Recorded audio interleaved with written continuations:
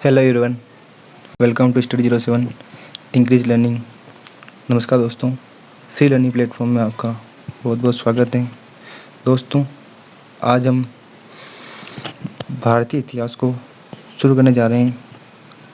भारतीय इतिहास को शुरू करने से पहले हमें भारतीय इतिहास की विशेष सूची को जानेंगे। भारतीय इतिहास को 3 भागों में बांटा गया है। पहला जो है प्रागैतिहासिक काल या पाषाण काल, इसको भी 4 भागों में बांटा गया है। पूरा पाषाण काल को भी अपन 3 भागों में बांटते हैं। निम्न पाषाण काल, मध्य पाषाण काल और उच्च पाषाण काल। पूरा पाषाण काल का जो टाइम पीरियड है वो है 25 लाख ईसा पूर्व से 10,000 ईसा पूर्व तक। इसके बाद दोस्तों मध्य पाषाण काल, इसका जो टाइम पीरियड है वो है 10,000 ईसा पूर्व से 4,000 ईसा पूर्व तक। इसके बाद आता है नव पाषाण काल। जो नव पाषाण काल का टाइम पीरियड है वो है 10,000 ईसा पूर्व से 1,000 ईसा पूर्व तक। इसके बाद आता है ताम्र पाषाण काल। ताम्र पाषाण काल का जो काल पीरियड माना जाता है, टाइम पीरियड माना जाता है वो है 5,000 ईसा पूर्व से 1,000 ईसा पूर्व तक। तांबे की खोज आज से ईसा पूर्व से 5,000 साल पहले हुई थी और मनुष्य द्वारा खोजी जाने वाली पहली धातु ही तांबा थी। दोस्तों, आगे हम बात करेंगे आगे ऐतिहासिक काल की। इसको अपन 2 भागों में बांट कर पढ़ने वाले हैं। पहला भाग है सिंधु घाटी सभ्यता या हड़प्पा सभ्यता। सिंधु घाटी सभ्यता, इसका जो टाइम पीरियड माना जाता है वो 2350 ईसा पूर्व से 1750 ईसा पूर्व तक माना जाता है। इसके बाद आती है वैदिक सभ्यता।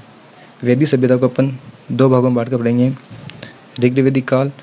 ऋग्वैदिक काल का जो टाइम पीरियड है वो है 1500 बीसी पूर्व से 1000 बीसी तक माना जाता है। इसके बाद आता है उत्तर वैदिक काल। उत्तर वैदिक काल का जो टाइम पीरियड है वो है 1000 बीसी पूर्व से 600 बीसी पूर्व तक। दोस्तों, उत्तर वैदिक काल जब खत्म होता है तो महाजनपद का उदय होना भी शुरू हो जाता है। आगे हम बात करेंगे ऐतिहासिक काल की। ऐतिहासिक काल को भी दोस्तों 3 भागों में बांटकर पढ़ेंगे। पहला है प्राचीन इतिहास। प्राचीन इतिहास का जो सिलेबस है वो आज मैंने कंप्लीट कर रखा है। इसके बाद होता है मध्यकालीन। मध्यकालीन के बाद अलग से लिस्ट बनाएंगे और वहाँ पे इसका सिलेबस अपन अलग से कवर करेंगे। इसके बाद आता है आधुनिक काल। इसकी प्ले लिस्ट अपन अलग से बनाएंगे और वहाँ इसका सिलेबस भी अपन अलग से कवर करने वाले हैं। आगे बात करते हैं अपन प्राचीन काल की। तो प्राचीन काल में सबसे पहले जब उत्तर वैदिक काल खत्म होता है और महाजनपद का उदय होता है, उस टाइम पे समाज में कुरीतियाँ व्याप्त होने लग जाती है। उन कुरीतियों को दूर करने के लिए बहुत सारे धार्मिक आंदोलन होते हैं और जब धार्मिक आंदोलन होते हैं नए धर्मों का उदय होता है। तो उसमें पहला धर्म में बौद्ध धर्म का उदय होता है और उसके बाद जैन धर्म का उदय होता है। इन धर्मों को भी अपन अच्छे से पढ़ने वाले हैं। इन टॉपिक की चर्चा अपन बहुत ही डीपली करने वाले हैं। आगे अपन बात करें तो फिर 16 महाजनपद के बारे में अपन पढ़ेंगे। मगध का उदय, हर्यक वंश, बाद में विदेशी आक्रमण। जो बाद में विदेशी आक्रमण हुआ था, सबसे पहले साइरस प्रथम को हुआ था 1558 से 1553 बीसी के लगभग हुआ था। सिकंदर का आक्रमण, उसके बारे में अपन चर्चा करने वाले हैं। मौर्य साम्राज्य, चंद्रगुप्त मौर्य, बिंदुसार, अशोक, इन सब के बारे में अपन डीपली चर्चा करेंगे। आगे बात करें तो अशोक के बाद शुंग वंश को अपन अच्छे से पढ़ेंगे। शुंग वंश में कौन कौन शासक हुए, कौन कौन से राजा हुए, इनके बारे में अपन चर्चा करेंगे। आगे बात करें कर्ण वंश, इसके बारे में भी अपन आगे से डीपली चर्चा करेंगे। कर्ण वंश के बाद आता है सातवाहन वंश। इसके बारे में भी अपन 2-4 वीडियो बनाने पड़ेंगे। सातवाहन वंश के बहुत बड़ा वंश है, तो इसके बारे में अपन चर्चा करेंगे। कलिंग का वाकाटक वंश, जब अशोक ने कलिंग पर आक्रमण किया था उसके बाद ही अशोक ने धर्म शुरू किया था, तो इसके बारे में पढ़ेंगे। प्राचीन भारत में जो विदेशी आक्रमण हुए उनके बारे में अपन पढ़ेंगे। आगे बात करें अपन तो कौन कौन से विदेशी आक्रमण हुए उनके बारे में अपन पढ़ेंगे। पहला जो विदेशी आक्रमण हुआ था हिंद यवन का, उसको भी अपन पढ़ेंगे। इसके बाद शक का आक्रमण, उसको भी अपन पढ़ने वाले हैं। पार्थियन या पहलवान का आक्रमण और कुषाण वंश को भी अपन पढ़ेंगे। इसमें कौन कौन से राजा हुए, कौन कौन से कार्य किए, कौन कौन से मंदिर का निर्माण कराया, उन सबको अपन पढ़ेंगे। इनकी जो प्रशासनिक स्थिति है जैसे गुप्त की प्रशासन स्थिति है, सातवां वंश की प्रशासन स्थिति है, इन सबको भी अपन डीपली चर्चा करने वाले हैं। दोस्तों आपका एक एक टॉपिक डीपली क्लियर होने वाला है। ये तो अभी सिलेबस है, आपका एक टॉपिक जो हिंदी यौन है, इसमें पूरा एक 30 मिनट का वीडियो बनने वाला है। एक वीडियो खत्म नहीं होगा तो अपन 2 वीडियो बनाएंगे, 2 महीने का तो 3 वीडियो बनाएंगे, लेकिन अपन डीपली स्टडी करने वाले हैं। ये जो वीडियो है आने वाले 2050 तक अपने काम आने वाले दोस्तों। आगे हम चर्चा करेंगे गुप्त काल की। गुप्त काल का आदि पुरुष श्री गुप्त को माना जाता है, लेकिन जो वास्तविक संस्थापक है वो चंद्रगुप्त को माना जाता है।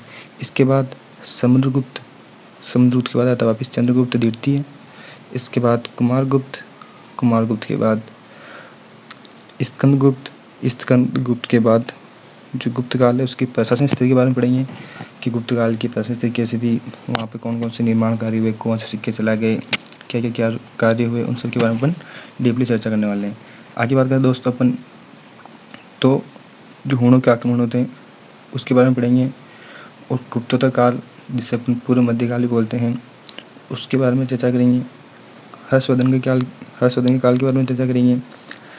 राष्ट्रकूट वंश, गुर्जर, प्रतिहार वंश, पाल वंश, जितने भी छोटे मोटे वंश है उन सब की चर्चा अपन करते जाएंगे। जितने भी वंश है जैसे मथुरा में शक शासन था, उसके बारे में सबके बारे में डीपली चर्चा करेंगे। कन्नौज का गढ़वाल वंश, दिल्ली का चौहान वंश, चंदेल वंश, परमार वंश, सेन वंश, हिंदू शाही वंश और दक्षिण भारत के राजवंश, इन सब के बारे में अपन चर्चा करेंगे। आगे बात करें दोस्तों जो दक्षिण भारत के राजवंश थे जैसे वहाँ के वातापी, पल्लव वंश और चालुक्य वंश, चोल साम्राज्य, इन सब के बारे में अपन चर्चा करेंगे। दक्षिण भारत में जितने भी राजवंश हुए हैं, इनके अलावा भी जो छोटे मोटे राजवंश थे उन सब के बारे में अपन डीपली चर्चा करेंगे। दोस्तों प्राचीन इतिहास में बहुत ही ज़्यादा मजा आने वाला है, क्योंकि यहाँ पे मंदिर के निर्माण कार्य, शासन व्यवस्था, उन सबको जानने में बहुत ही अच्छा लगने वाला है। आगे बात करें दोस्तों तो मध्यकालीन इतिहास आता है, इसकी अपन प्लेलिस्ट अलग से बनाएंगे और इसका सिलेबस के बारे में अपन अलग से चर्चा करने वाले हैं। लेकिन यहाँ पर थोड़ी सी बात कर लेते हैं अरबवासियों के आक्रमण से यूनानियों के आगमन तक, उसको अपन मध्यकालीन भारत का इतिहास मानते हैं। इसके बाद आता है आधुनिक इतिहास। आधुनिक इतिहास को अपन यूनानी के आगमन से आज़ादी तक लेते हैं। दोस्तों ये भारतीय इतिहास पूरा ख़त्म हो जाता है। इसके बारे में हम लगभग अपन हर एक इतिहास के 60-70 वीडियो आएंगे, तो एक इतिहास के अपन 70 वीडियो माने तो लगभग 200 के लगभग वीडियो आने वाले हैं दोस्तों। तो जुड़े रहिए स्टडी 07 के साथ।